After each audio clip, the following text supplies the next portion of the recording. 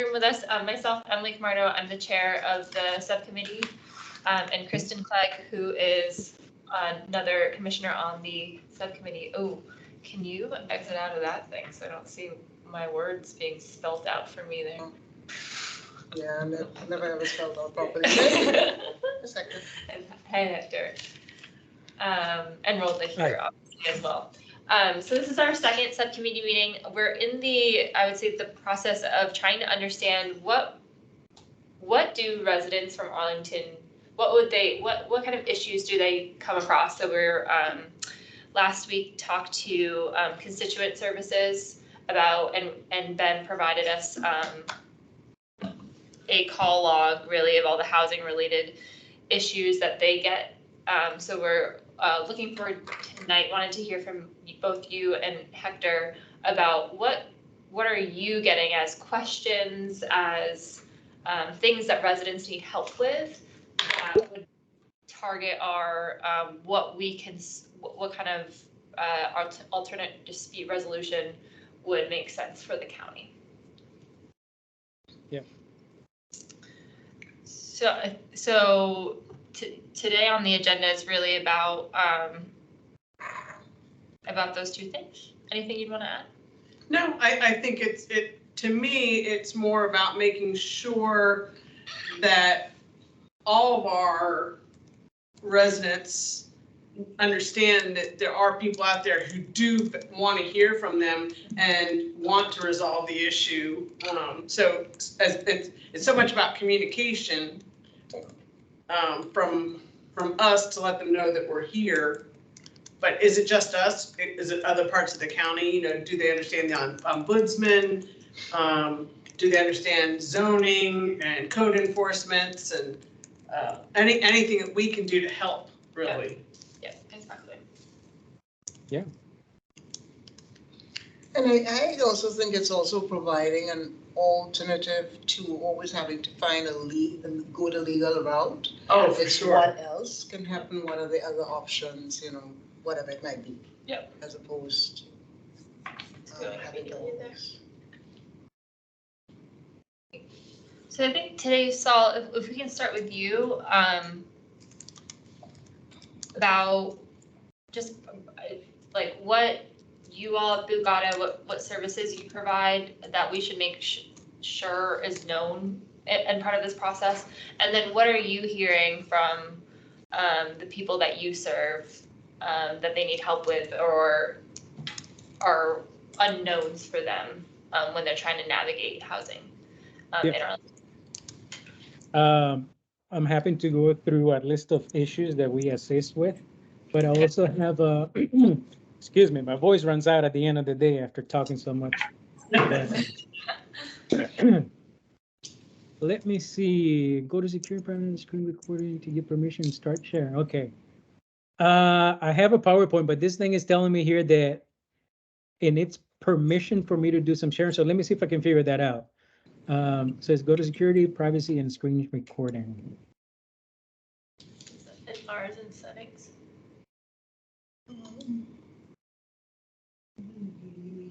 Here? Yeah. I don't think so. Your meeting options. Yep.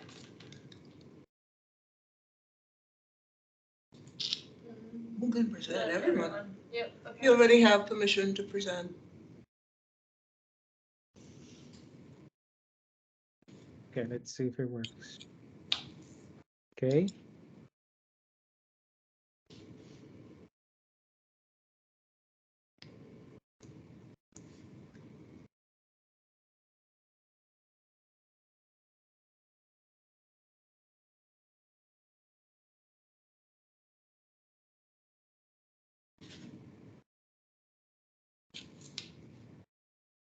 Let's see if it opens up.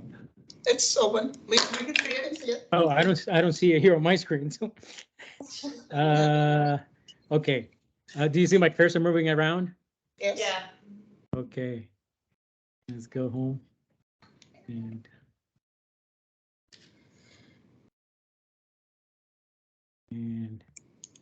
let's see if I can. Are you able to see the screen clearly, or should I do the slideshow? Because I don't know if it's Option, it's probably easier. okay. Let's see. Play from the start. Yeah. Okay, there you go. Got it. It says it wants access to the microphone. Okay, go ahead.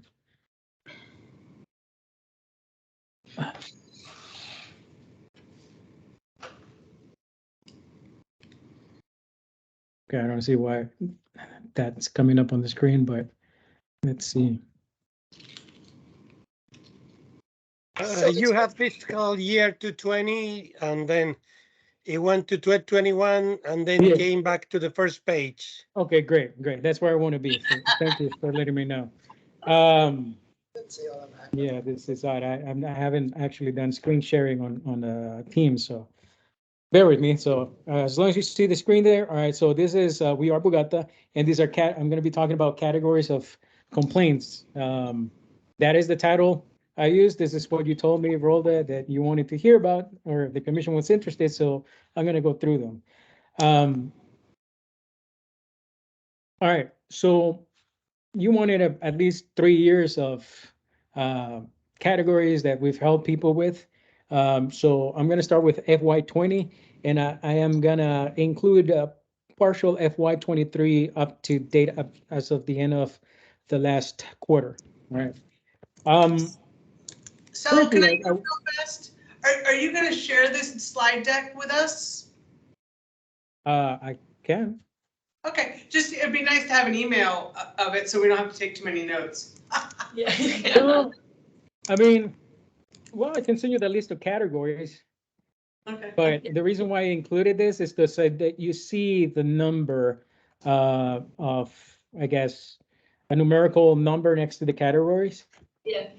But as far as helping residents with housing, the major issues or areas, categories that we help them in is avoiding eviction, such as when a resident receives breach of lease notice, either a 2130 or a 30-day notice, or a notice for eviction. Now, when it comes to like someone has already received a summons to court, we make the referral to legal aid.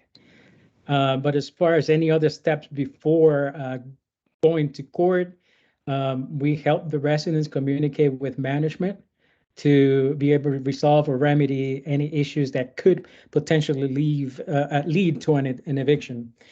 We also do some explaining of LIHTC rules for residents that live in affordable housing. There are regulation rules and policies and documentation that the residents have to present. Even though many residents have lived in properties for quite a number of years, or even new ones that are moving from the market into affordable housing, they sometimes are confused about the documentation that's required for applying or for recertifying for a unit. So we do some of that, and this is what you find under housing, that category. So it's assisting residents understanding that. Recertification process, that's farther down the line there. It also includes that explaining, what the income requirements are, what to do when you're applying for an apartment, the income ranges, how to add new people to the lease or removing people, and negotiating with management to avoid evictions when it comes to recertification, because there are some things that change in a family that's living in affordable housing, and so there are ways that they can remedy those issues. In filling out paperwork for residents. Also, lease issues, it's listed here. Breach of leases, I mentioned that, explaining how that works and then how they can remedy or how to resolve things, or how to seek assistance from legal aid. Maintenance issues, that is one of the highest categories you see there. Housing stands out with all the issues that I talked about, maintenance without reference to code. And some of the other slides, you're also going to see maintenance with reference to code. So when we identify an issue that the resident could be referred to code, we do send them, and so that's a separate category. You don't see it here because it didn't show up in this particular year. Not everything ends up, being, well, code is very specific on how they get involved, and I'm sure that, you guys have heard presentations from code enforcement at the Tenant Landlord Commission, so I don't need to go into much detail on that. Management issues is a big area. You see a big number here, 41 issues for that one particular year. That includes a lot. Issues usually is residents come to us when they run into rude or disrespectful staff and management. And that includes other issues that are part of this chart right here, but management issues being the primary issue. And so that's when we step in and help the residents to resolve those issues with management. So, we intervene and communicate with management to help resolve those. Neighbor issues, we started tracking that category too, because oftentimes there are residents that have issues with their neighbors. It's usually noise complaints or not just loud, and being disruptive, but they may have had some problem with the resident. The resident could be a resident that is giving them problems or complaining. But it's back and forth, and just helping them understand relationship on how to live together, how to respect the noise ordinances, and oftentimes communicate that to management. So we help them write letters, and they're like, okay, this is in response to such complaint, or if they're complaining about a neighbor, and putting that in writing and letting management know that, hey, such neighbor is being disrupted, that having loud noises past 10 p.m. at night, past the county noise ordinances. Recertification shows up quite often, and I talked about that briefly earlier under housing, but we decided to break it into a separate category just to keep track of what issues, recertification being an issue separate from everything else. Relocation shows up, and I need to move the screen because I can't see it. Relocation is self-explanatory. This is assistance when there's a project that is going through redevelopment or renovations, and relocation is required. And often, for this, there is a relocation plan in place that the Tenant Landlord Commission monitors. But if anyone comes to us for assistance, either understanding the relocation process or they're having an issue with relocation, we help communicate that with management, or if the landlord is using third-party relocation specialists, we help them communicate whatever issues they're having. Rental assistance is large. That is when we make referrals for someone who's late on rent or is having issues or will have issues, have lost a job. Now this picked up, and the following year as well, you'll see it going up because of COVID, but even before then, it was an issue. So a lot of people having issues paying rent, whether it's a one-time thing or they need a housing grant or referrals to Thrive or DHS. That goes through that. Security deposit, self-explanatory.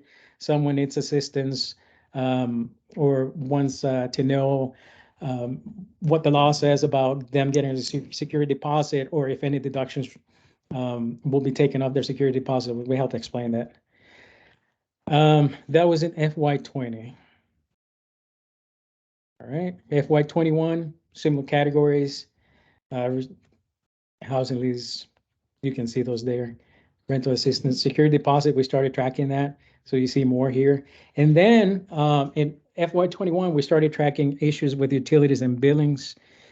This is primarily about what was happening over at the Serrano. The issues over there started with Serrano separating utilities from the rental, from rent. And so that's why you see a high number there. And then we kept tracking that going forward. In FY22, you see that now utility, I'm going to go back to 21. That showed up a high number of 15 because, residents started calling us about that. By FY22, that dropped a little because people were understanding about, how the system was going to work over.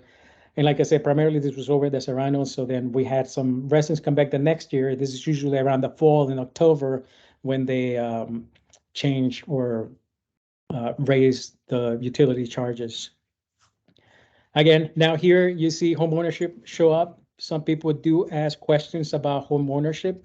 So we make referrals for that. And, usually Karen Surface, that's what she does. So we make referrals to that or to all the programs or just information. We tell them, guide them over to Arlington County's website to look for information on home ownership. And let's see, anything else that changes here.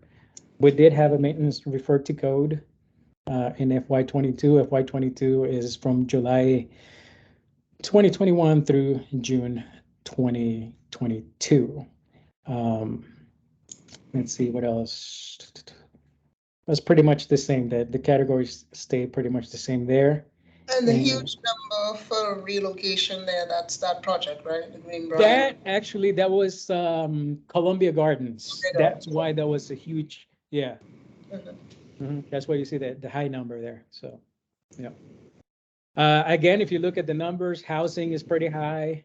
Maintenance is also high, and management issues. Usually people coming back with complaints saying, management was either rude or disrespectful or dismissive towards my complaints, or I have an issue with my apartment and they're not fixing it. So that all falls under that. That's why you see a high number. But, like I said, the primary issue there is that staff has been dismissive, rude, or disrespectful. So that's why it's a separate category from everything else. But usually there's other things behind it, So, and then this here is just up to the last quarter that was completed for FY23, starting from July 1st, 2022 through December. So question, the maintenance and reference, the code is sort of high there, and then higher compared to a couple of years before? Without reference to code. Oh, okay. Without. Yeah, it's without, yeah. Usually referred to code is very minimal, Okay. Yeah. And so this would just be residents having maintenance issues that are referred, or that you have to sort of navigate with the. Yeah, Yeah. I'm sorry, go ahead and finish. So you just acting as a mediator. Well, and we don't use that term, but that's where you have to assist the residents. I say intervene, Okay. We assist them to resolve those issues, either communicating directly with management, or we help them draft a letter so that they can submit it to management. And when we do that, we give them time, we tell them, hey, wait a couple of days to see if there's a response from management. If there isn't, come back to us, and then we'll get involved. And if needed, we escalate higher, to regionals, or then go to ownership. Yeah. Thank you. And is this the last slide you had? Yeah, that's the last slide. Sorry. How do I end up sharing here? How do residents get in touch with you? With Bugatti? Give me 1 second. How do they know to call you?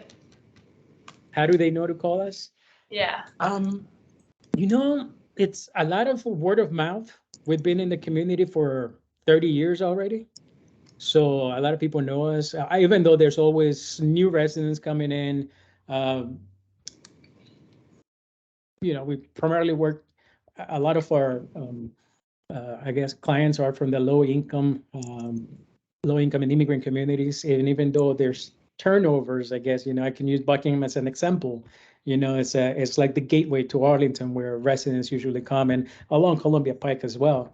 And so even though there's new residents, the neighbors just tell them, hey, you have an issue, go and talk to Bugatti.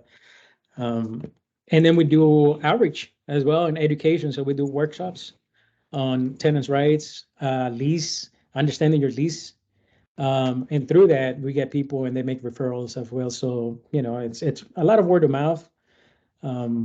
Residents refer their friends or family.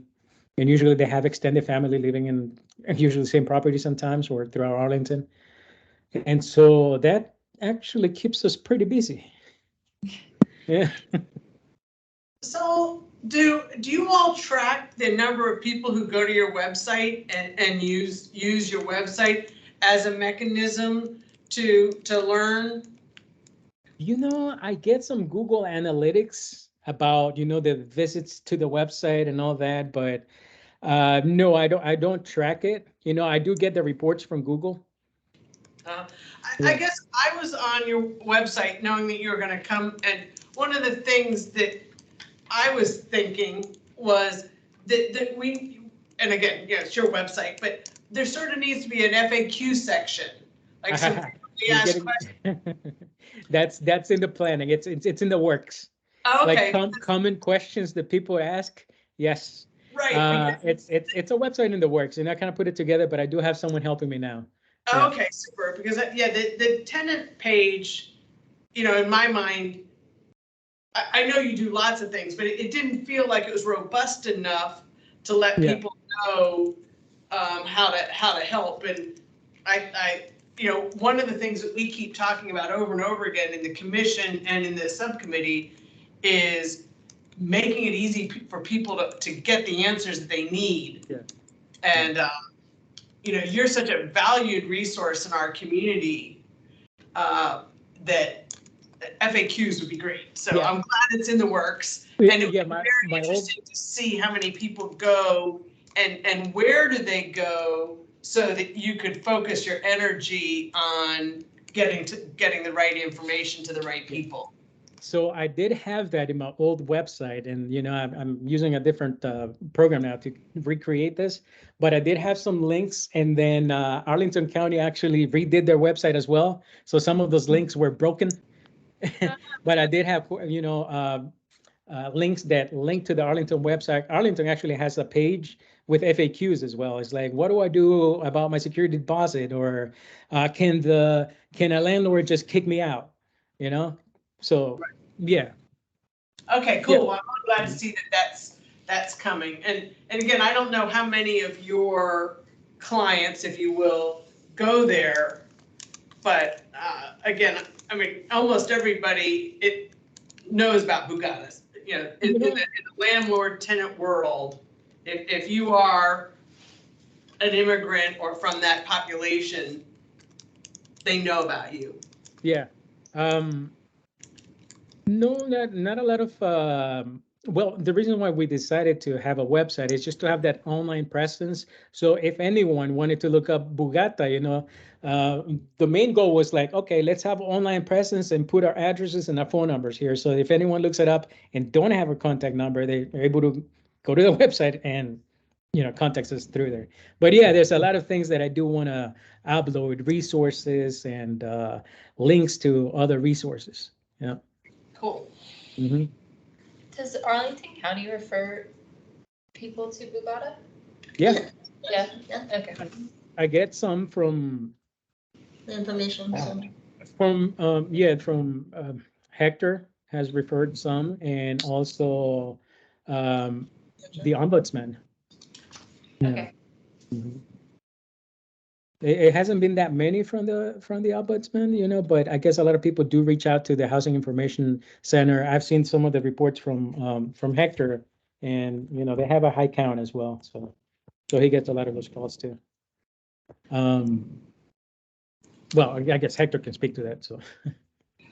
So obviously, our subcommittee can't handle everything. We meet once a month, just, basically 3 or 4 of us here.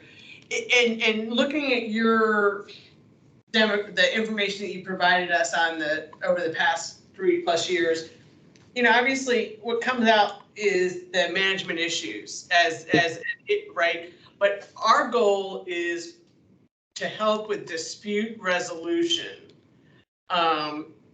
And I'm not sure we can help with surly staff or disrespect, which, really lousy. I mean, those are terrible, but that's not something we could do. If you were to say, hey, dispute resolution committee, if you could focus on 2 things that are, sort of, I'm going to call them part of the VRLTA, landlord to tenant communication experience, what would they might be? And maybe you throw out a few to us and maybe we can help based on our experience and time. What could we do? Because we're dispute resolution. I think that when word gets out that Arlington County has this subcommittee on alternate dispute resolution, I think that will probably help. I'm hopeful that it will help let staff, from staff that has this reputation to be rude and disrespectful and nasty towards residents, that they'll know that there now is this group that is with the county.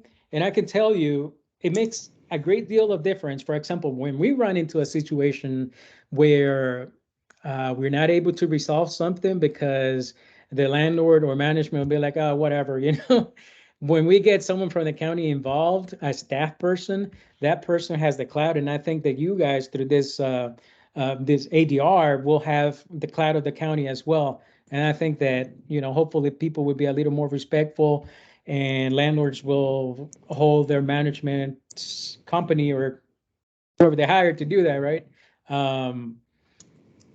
Have them be a little more respectful and more focus on customer service. How could we do that? I mean, what do you envision that our subcommittee could do? There have been times where Tenant Landlord Commission has gotten involved, and now this is one of the things. I know you all want more residents to come to the Tenant Landlord Commission with their issues and concerns, right, to talk to you. But basically, a lot of what's happened. Well, let me speak about the past. Other Tenant Landlord Commissions have taken the initiative. I've seen not represented, but commissioners go and attend tenant meetings to show their presence, like we're here. And also when people come to the Tenant Landlord Commission with concerns, there have been instances where the commission sends a letter to the landlord and it's like, hey, listen, this complaint came to us. Can you answer it? Or sometimes even invite the landlord to come over to the Tenant Landlord Commission with a response.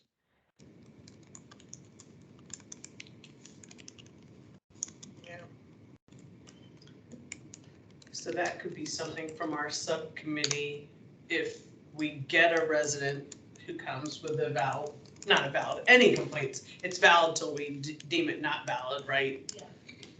We could ask David if we could write a letter on behalf of the committee, obviously run it through him first, to the landlord, just letting them know that it's been heard. Because, so do you think that when a resident comes to the commission and makes a complaint about disrespect and lack of attention and dismissiveness, do you think that resident is telling the landlord I'm going and to do this, or do you think it's sort of more on the down low? I'm not sure understanding the question. You mean that the resident warns? If a resident shows up at a landlord-tenant commission to complain about their landlord, do you think that the resident has told the landlord, I'm going to complain about you? No,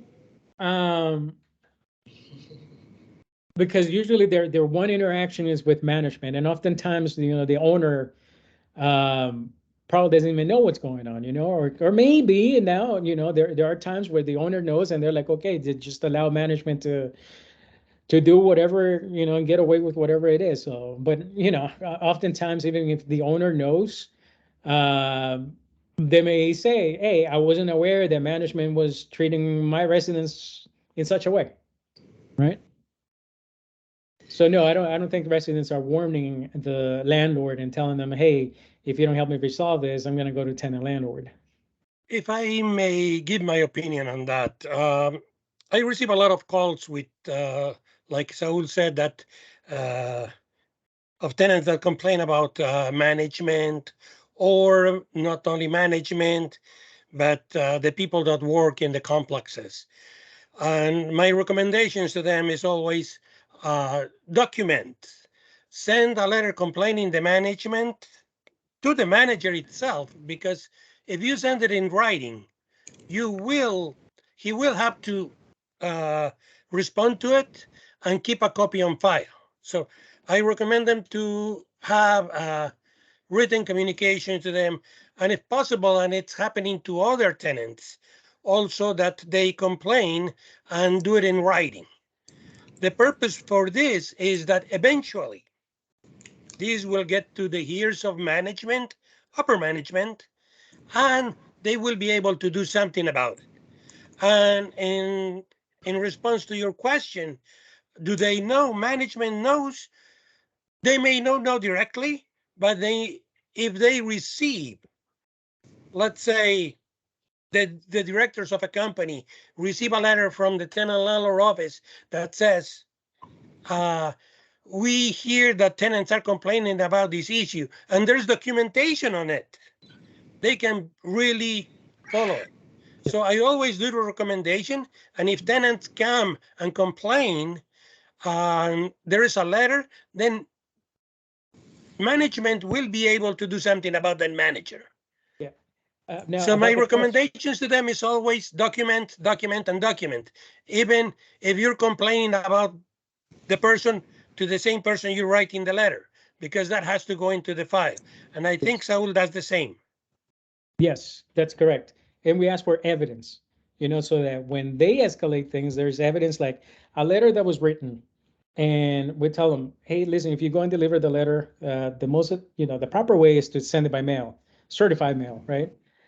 Or send an email, because the email has a timestamp, date and time when you sent it. Also tell them, take a picture of the letter when you deliver it, right? The picture is going to have a stamp on it as well.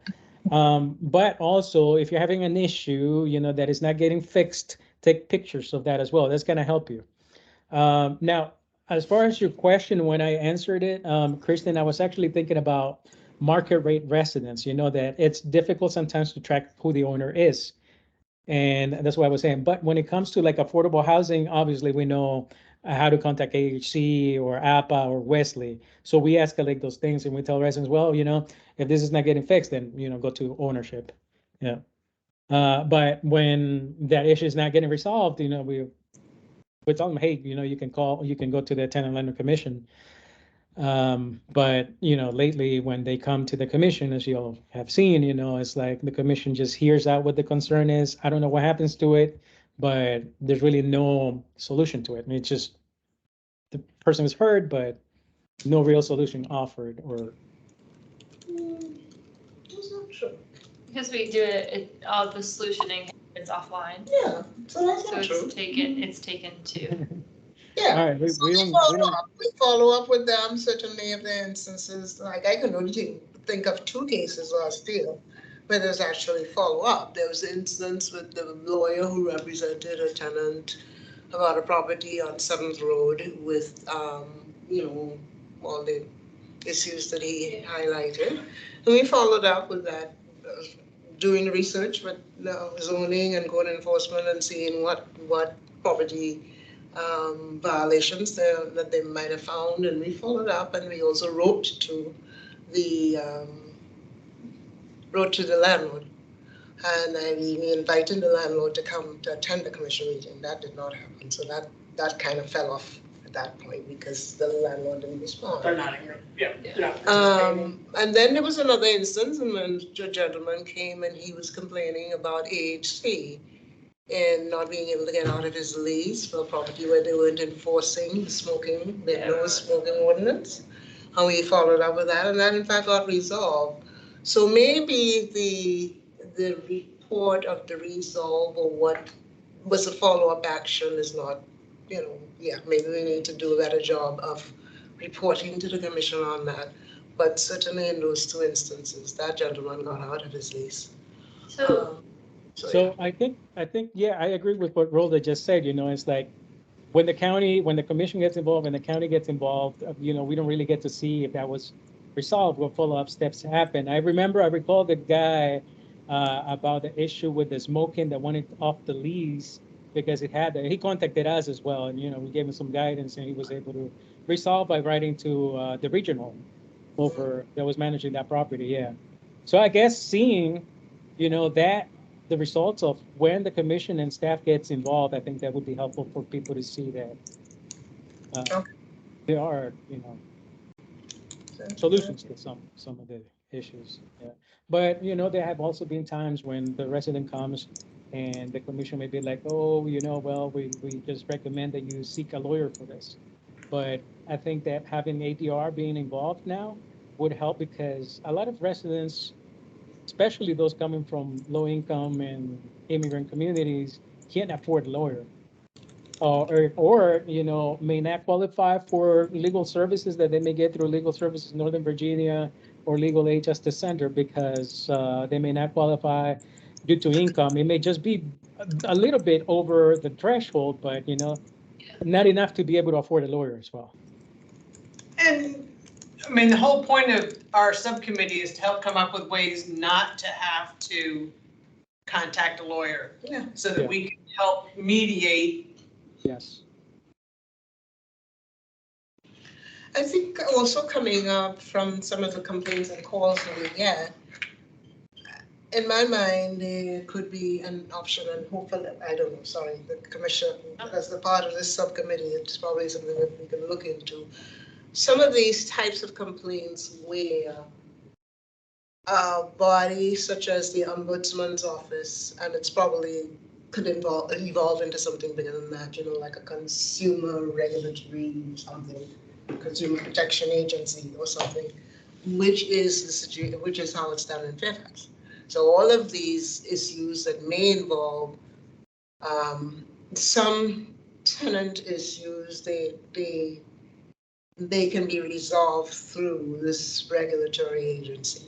It's a consumer affairs agency, the department, I think is what it's called.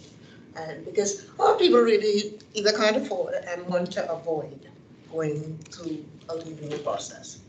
And I think one of the things that I had in the back of my mind is to sort of keep record of some of these types of questions that come up that seem they are more suited to be resolved in an agency of that kind.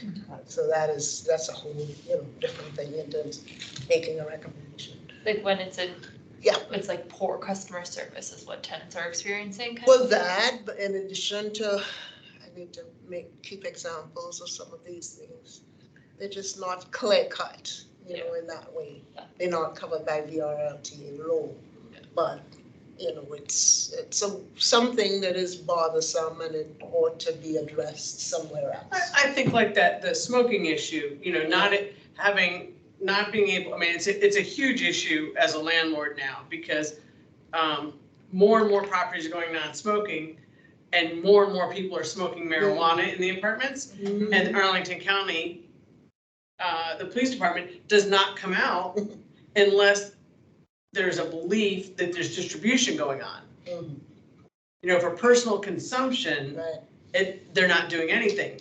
And so they're putting it all on the landlord as a smoking issue, right?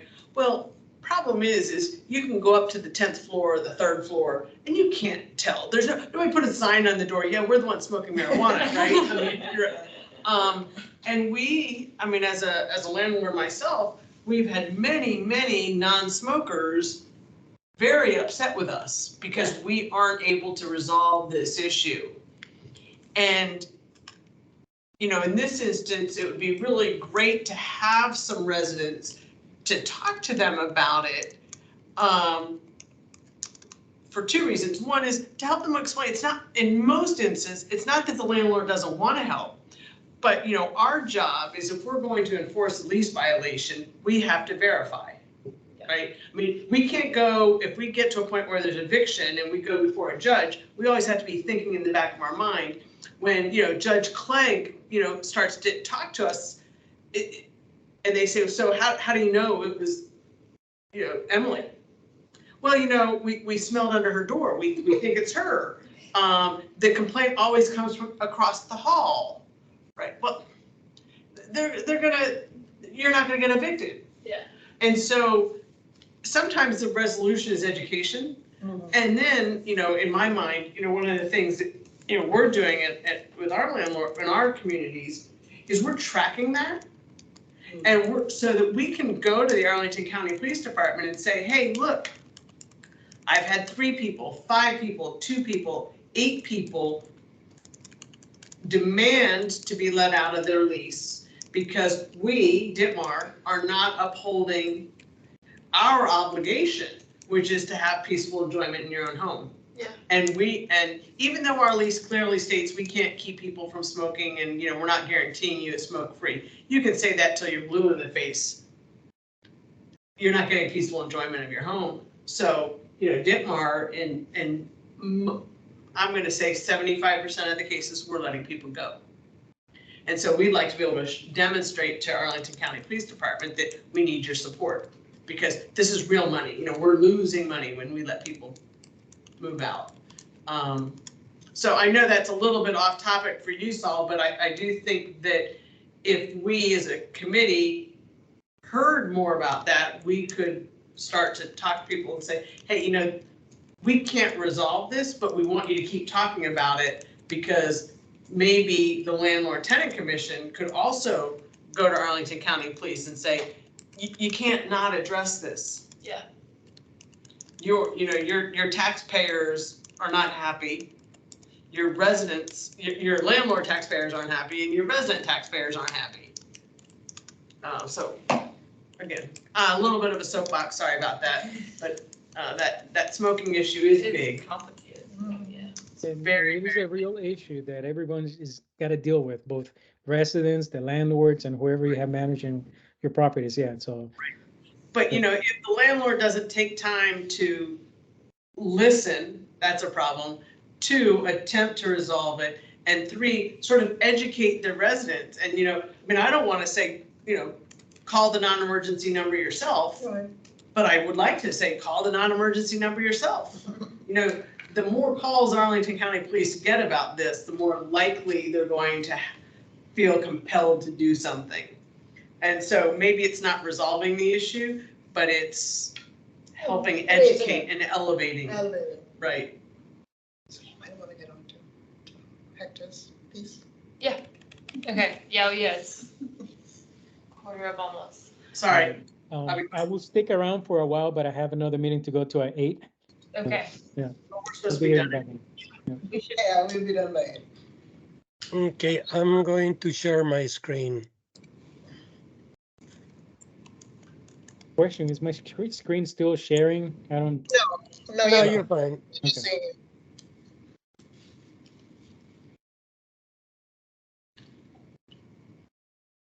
Okay, so Can you make that just a wee bit bigger? Please. I can, but it won't fit. So oh, you know what we can do? Okay. We can go to more.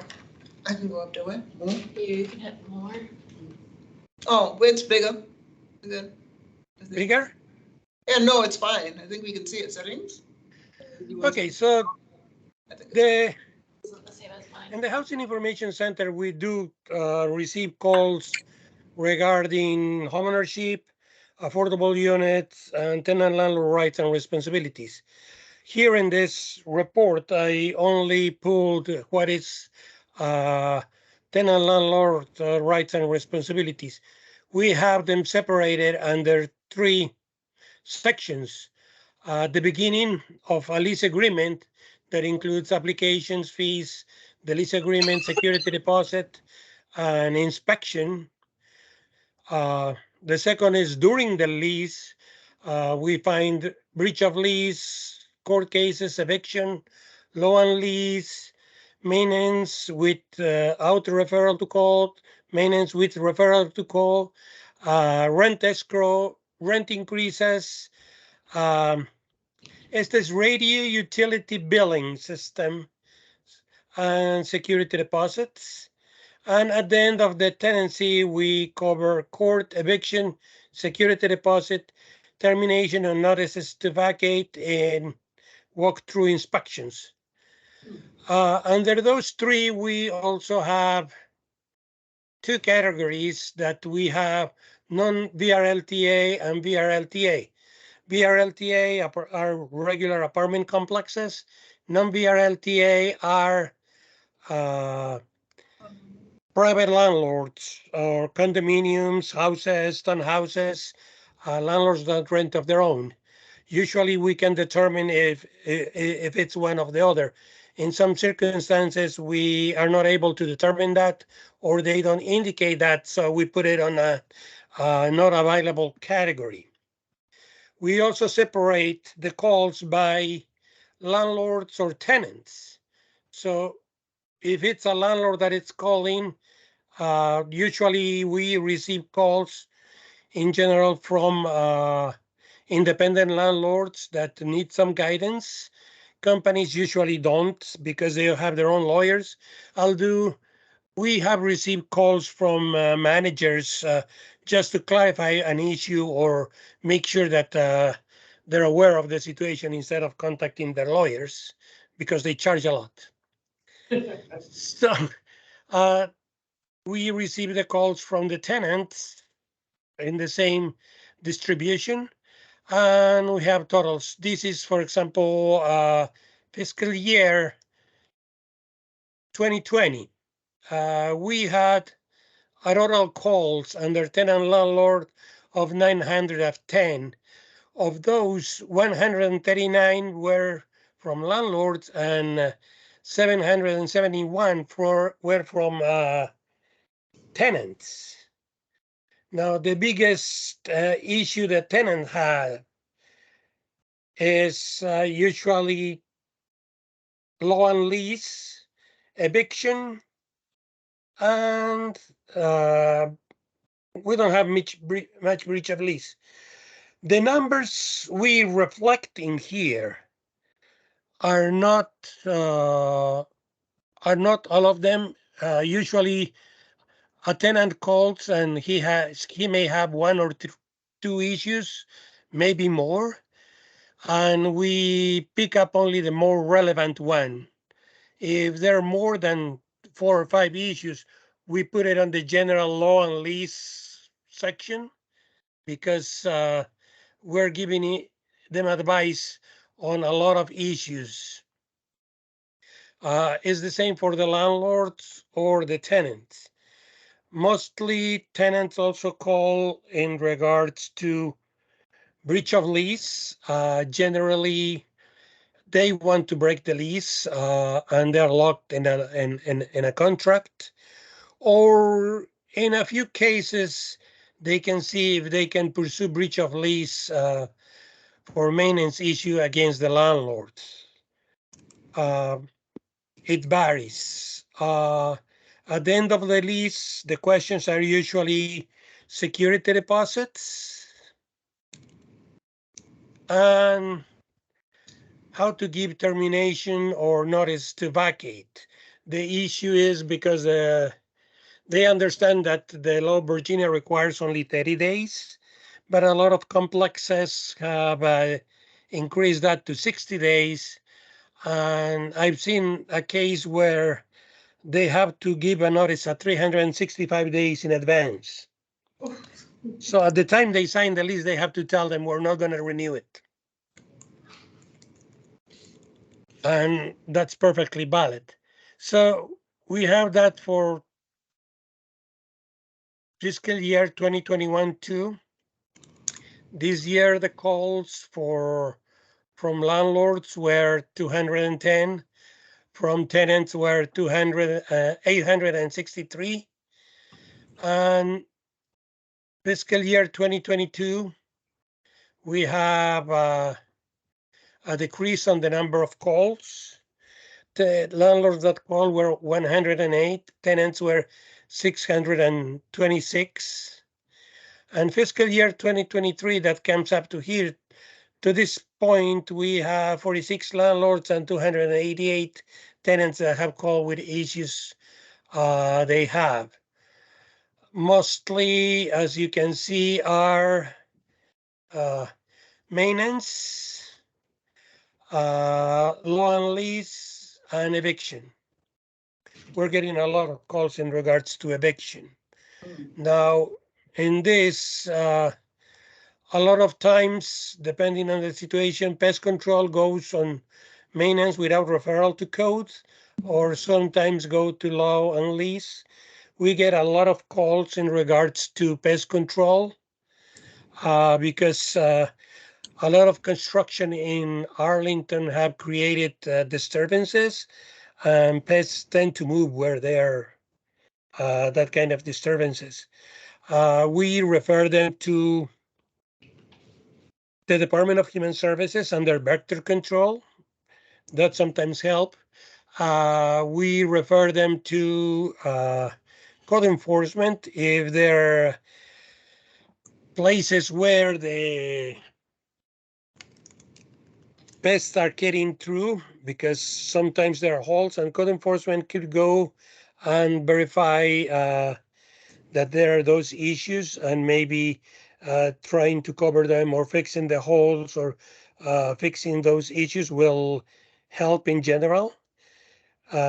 We also refer them to Bugatti sometimes, because well, the people we refer more to Bugatti in my end is people that have issues communicated with management. In those cases, it could be language barrier, I or help understanding the lease agreements, because a few issues tenants have is that they don't understand the lease agreement, or they cannot communicate the issue with the landlord, and the landlord is not understanding them. We refer, depending on the situation, also to code enforcement. We refer them to legal services of Northern Virginia. In cases of eviction, we also refer them to the Department of Human Services and their rent assistance programs to see if they could get some help there.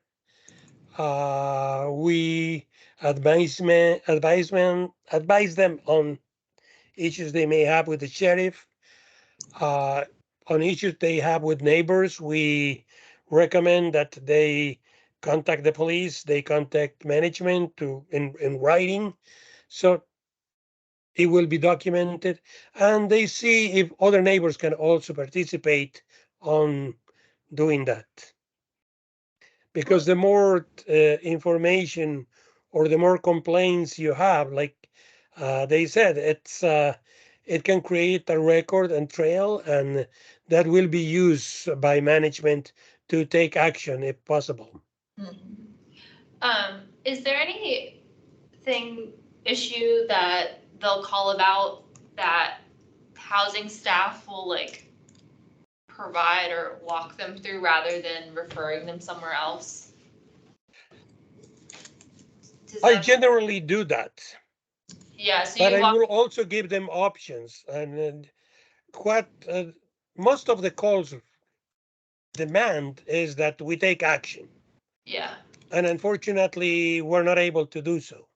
I was gonna say, what is that? What does action usually look like? Is a lot. Well, they want us to go and inspect the units. They want us to go and talk to the landlord and force him to do something. Yeah. A lot of times we do contact management or landlord in issues, and we can get good results. A lot of times I tell them, send an email to management and send a copy to us, Yeah. to our email address, because we may not be able to do something, but them seeing our name will make them do something on that. And it works sometimes, because they said, "Oh yeah, I copy you," and because they said the management respond, and since they respond to all, we see that they are taking action on that. But a lot of times tenants don't want to do that either. In some instances too, depending on what it is, like a recertification situations where people may have questions about that, they don't understand why the rent has gone up, and particularly in the CAF properties, there are lots of sources. Yeah. Like there's a compliance officer or an inspector, and so they can be more into the whole thing. So we try to assist them in terms of, making connections with DHS or with the particular staff who can actually call them back and Okay. try to resolve the issue, depending on what it is. Code enforcement, we can't, as has been explained to us. The resident has to make that contact Okay. directly because of the law. What is, if a resident called and talked to Hector, what is the difference between them calling Hector versus them coming to a TLC commission meeting and sharing there? Do they end up going to the same Like, place? do you want to do that? Because he would often deal with it before, and sometimes that would eliminate them even coming here. But Yeah. go ahead, Hector. A lot of times I have recommended tenants that come to the commission meeting and do present their issue to the landlords. And yes, they did that.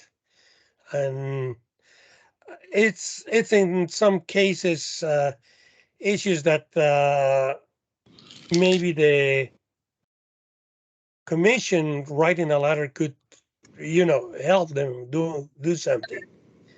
A lot of times I tell them because there are some issues that the commission may want to be aware of.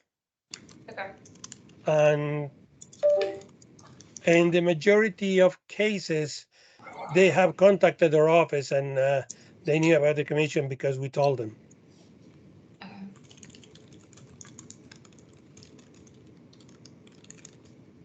And when you, what, how would I phrase this?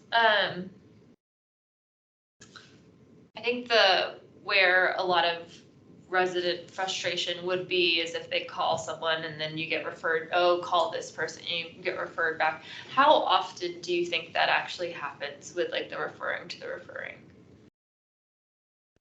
Well, I can answer that. Okay.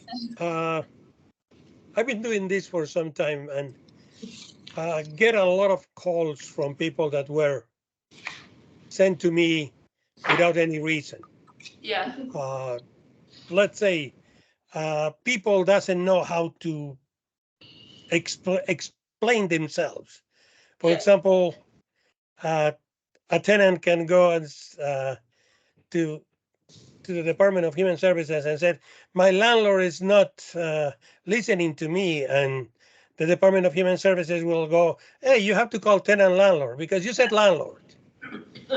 And they call me and they said I have to talk to you. And I go like, okay, let me hear. Oh, well, my landlord is saying that he haven't received the check of rent assistance and now they're going to evict me. And I said, okay, then call again to the same number you have called before. But instead of saying my landlord, say I received rent assistance and I need to talk to my social worker because my check hasn't arrived. Right. The same goes for code enforcement. Code enforcement transfer calls to me saying my landlord's not doing this. And I go and say, well, tell code enforcement that you have issues with your faucet or you have holes in your kitchen and you need them to cover up and the landlord's not responding to it. Then code enforcement will come and do something on that. So I've learned to listen to what they said. And depending on that, I can give them either a straight answer of what they can do, or I can tell them you can go this, or you have this many options to do it. Yeah, I used to work phones as well, so I understand that. I assume that the county, like, there isn't like a call center software or something like that, so you can see who they've talked to or information about it when they call. Like, there's no like central. No. And I think that's what Ben is Yeah. pointing out. Yeah. There isn't a central system like that where, there's talk about it. Yeah. But there isn't an opportunity. And I'm sure like Hector, when someone calls you and they need help with their rental assistance, like are you able to see who their social worker is to contact them directly? Or you have to put them through the I thought I front was door? with the DHS. Well, I don't know who the social worker is. Yeah. And because of privacy issues, we don't have access to that information. Because that was a big frustration that I feel like we got from the discrimination subcommittee is like the social worker changed hand. They don't know who the social worker. No one else knows who the social worker. Yeah, but they don't need a specific. They may be assigned to social worker, but Yeah. all of them have the same access. So if they call the main intake number, they can pull files out.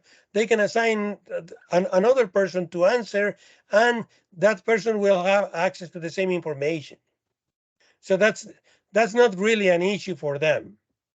Right. And I know this because I used to work a long time ago at the Department of Human Services.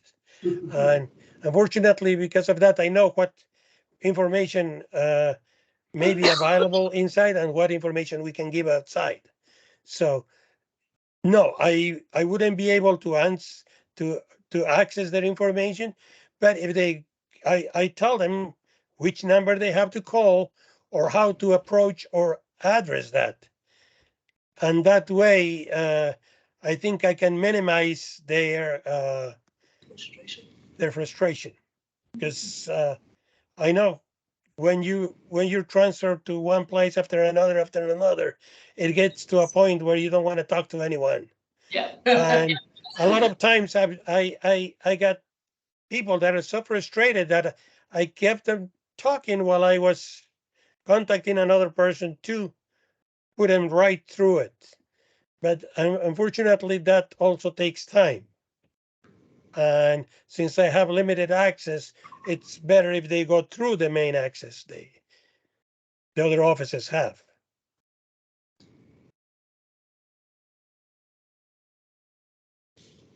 Thank you, Hector. And I know we're over time. I'm going to ask the same question that Kristen asked Saul, which is, what would you think this alternate dispute resolution should focus on? Like, what gaps do you see that we can provide for residents and landlords? Well, I will say the same thing that Saul did, trying to bridge the gap of communication with management and upper management. Because a lot of the issues they have is with management. And it's not that management is not doing their job, is that they don't get the specific request or they don't understand the request. And because of that, the tenant gets frustrated and at the same time gets upset. Yeah. Because he tries to give his point forward and management doesn't understand or it's unable to, so that creates an issue. And they said, oh, they're discriminating against me, and that's a big issue. Well, if we have upper management make sure that they have the personnel and the means to do their job, then we wouldn't have that many issues. And this is something that the commission can really, help with. Thank you. Kristen, you have any other?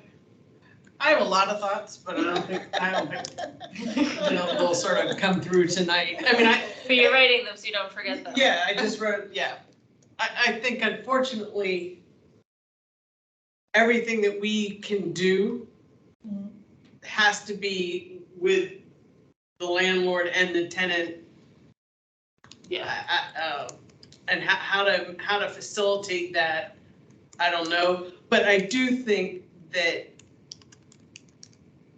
we as a commission, just in general, probably need to do a better job sending our feedback to the right person when a resident brings a concern up, and then have some sort of mechanism to follow up. I mean, it appears that David does a great job writing some letters and so forth and stuff, but does it come back full circle? Yeah. Is sort of the challenge. And first thing I wrote, the last thing I just wrote down, and then I'll shut up, is that maybe we need to have a form that when someone wants to register their concern, we get their name, their address, their apartment number, if they knew who their landlord is, what was the name of the manager, and sort of help them come prepared with something that we can use to track. So like if Saul gets a complaint and if those people are gonna come to the commission, he would have this form. Yeah. If someone is going to, we put it on our website, here's the form to fill out in addition to whatever narrative you want. So we can have some things to help us, like I talked to Sally, I talked to Harry, I live in the South Tower, I live in the North Tower. So this is a form that the person fills out prior to even coming to the commission. Right, because often, particularly now, so many things are virtual, but I'm just talking out loud so that we would then have some sort of, office use only area where we would, do our follow-up and we would have some tracking. And then, we could go to the landlord and say, on February 27th, we met with Emily and she mentioned that you, as a representative of this company, blah, blah, blah, and, it would sort of help us have some good information, email, Like a phone number. Standard. Right. So I think what I'm. Because we want to make it easy for the complainant. Yep. And what I'm hearing is the biggest role that we can play is getting management's attention. Oh, sure. Whether that's bringing that to the table or, and that's, I'm a landlord. yeah. And I can guarantee you that whoever, depending on who CC'd, Yeah. Things happen in a different manner. And I hate to say it, but I'm a landlord and I'm here to be good for both sides. Yeah. If someone just says, I called downstairs and I spoke to your desk staff and, they hung up on me before I finished getting a chance to talk. I can't really do much, but if I coach people about complaint, tell me the date, tell me the time. Yeah. What was your request? The more information we can have, the more likely we are able to resolve it. And then, over historically over time, if we see that over and over again, Randolph Towers, a Ditmar company, it's the same person who they get a complaint about, then it's so much easier to go to the landlord. Because it seems like once landlord or management is involved, issues are more likely to be resolved if not resolved. So it's like really like just getting people to the. Right, Yeah. to get, because, if you're always talking to David at the front desk. Yeah. That's not enough, right? You gotta get to the right person. And so having something to help those people who are having concerns come with some information will help us help them. But that's what I just wrote down, and I know I yammered on, sorry. But I think we could work on that. All right. Okay. Anything further in terms of next steps, next meeting? So it's kind of a review of what we've gotten. Yeah, I think next meeting going more into what we've talked about and how we should go forward. Okay. More of a working session. Yeah, maybe we could make a form or, Yeah. or these are the questions that we want to ask. Yeah. Or these are the, now that we know the areas, like what we need to know about each area to be able to do something with that information. And then we had the 3 areas that we talked about last time with the VRTLA. VRLTA. Yeah, Those that's letters fine. in some order.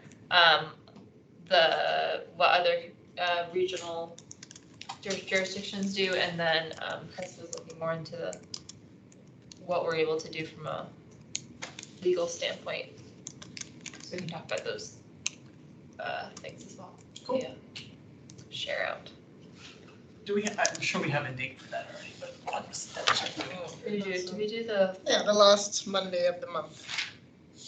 So I can set that That up. would be the 27th. I have it on my calendar already. Good. Sorry, I'm old school. I still keep everything in writing. Whatever works. But it works a lot of the time.